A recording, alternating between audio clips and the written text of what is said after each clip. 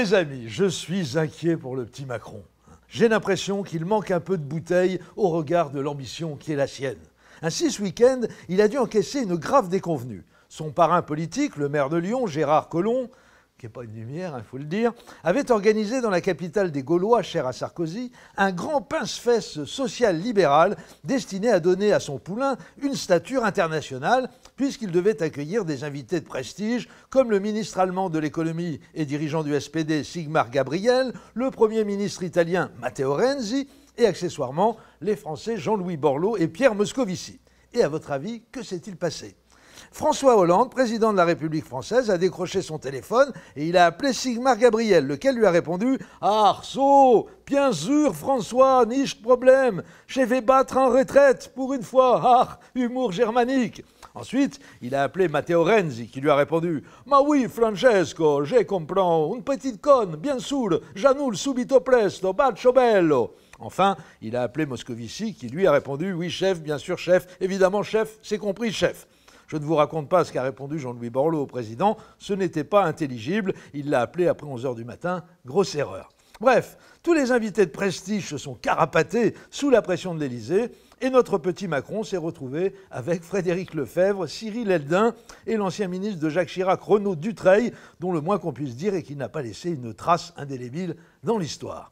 Il paraît qu'il a été choqué par le procédé, notre jeune impétrant. Il ne devrait pas. J'ai l'impression qu'il ne réalise pas bien dans quoi il s'est engagé, notre Manu.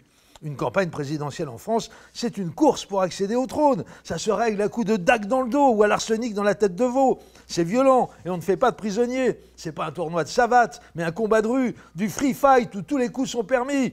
Illustration. Le Canard enchaîné de cette semaine raconte qu'un débat entre les 7 candidats à la primaire de la droite doit avoir lieu le 13 octobre sur TF1. Et vous savez ce qu'a exigé le staff de Sarkozy ? Que les 7 candidats soient debout derrière un pupitre. Et vous savez pourquoi ?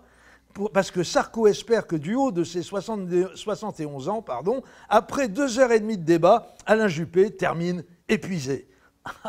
Ah, l'enfoiré!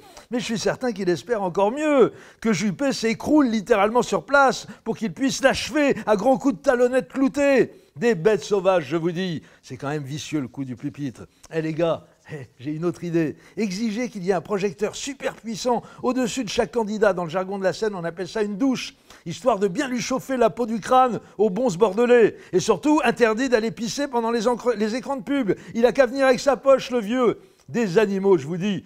Non, vraiment, j'ai peur qu'Emmanuel Macron n'ait pas pris la mesure de ce qu'il attend. Il ne faudrait pas qu'il oublie que son nouveau surnom dans les allées du pouvoir, c'est Brutus.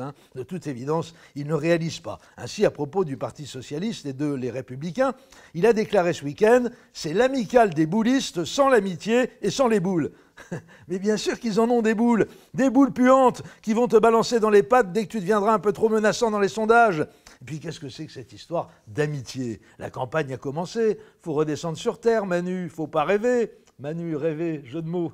Si tu veux de l'amitié, mon garçon, demande à Brigitte de t'inscrire chez les scouts. Mais attention, pas les scouts de France, ils sont beaucoup trop de gauche. Essaye plutôt les scouts d'Europe.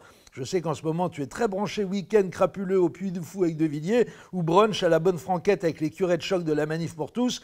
Tu devrais te sentir bien chez les scouts d'Europe. Ils sont fachos à souhait. Allez, courage Manu. T'es pas tout seul, mais c'est pas gagné quand même. À lundi.